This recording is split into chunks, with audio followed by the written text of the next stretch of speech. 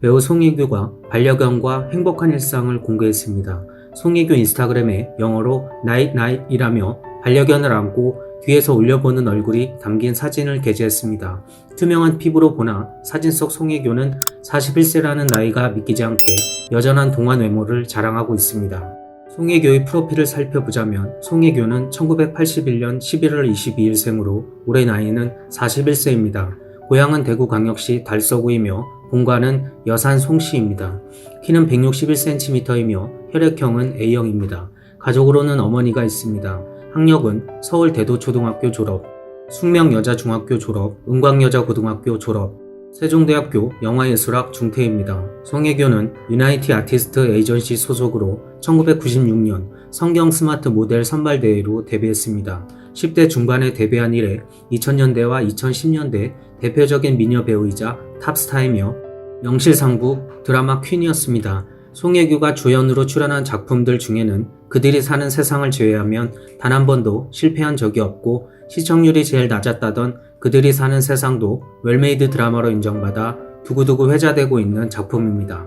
한편 2021년 3월 송혜교는 서울 용산구 한남동에 위치한 지하 2층, 지상 5층 규모의 빌딩을 개인 명의로 매입했다는 소식을 전한 적이 있습니다.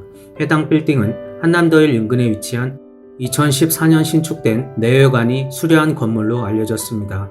향후 투자 가치가 충분하다고 알려져 있어 시세 차익이 기대될 것으로 보입니다. 또한 송혜교는 서울 삼성동 현대주택단지에 위치한 송혜교 소유의 단독주택을 최근 매물로 내놨다고 전해졌습니다. 이 건물은 지하 1층, 지상 2층으로 구성되어 있으며 매매가는 82억 원입니다. 인근 주택가를 고려하면 금매에 해당하는 셈입니다. 연예계 부동산 투자 고수 중 한 명으로 손꼽히는 송혜교는 서울 강남구 삼성동에 총 3채의 주택을 보유하고 있습니다.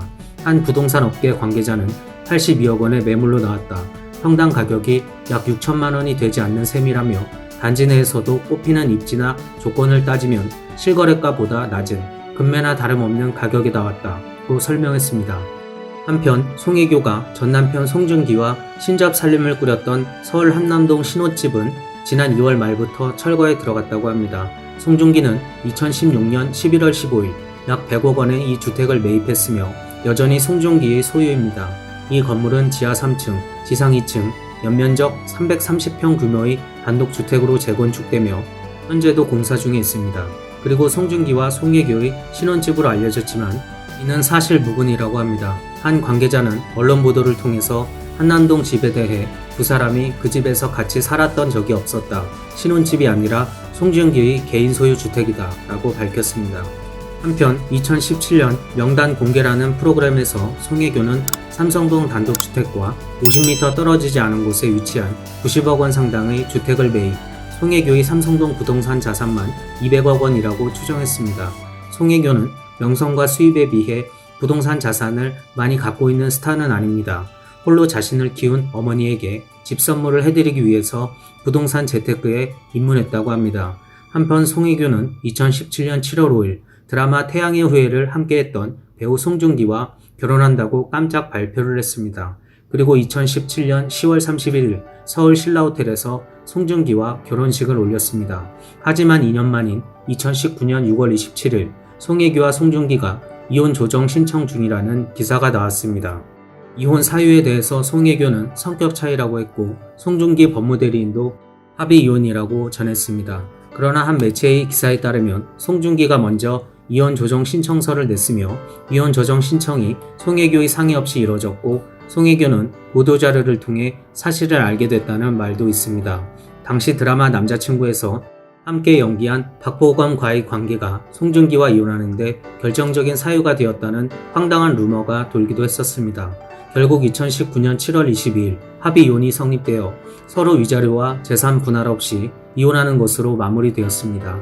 이후 2020년 7월 송혜교는 이미 9년 전에 결별한 전 연인 현빈과의 재결합설이 터졌으나 송혜교와 현빈 양측 모두 대응할 가치가 없다라고 해명한 바 있습니다.